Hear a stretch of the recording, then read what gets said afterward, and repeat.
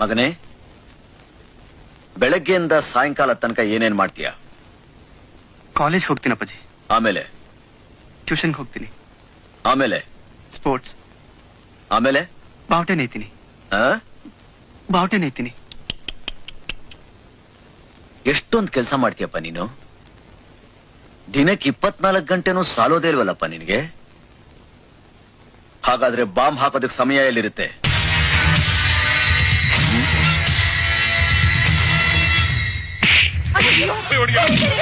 ದೂರ ಹೋಗಿ.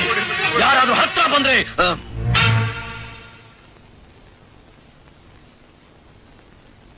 ಹೇಗೆ ಹೇಗ್ ಸಾಧ್ಯ?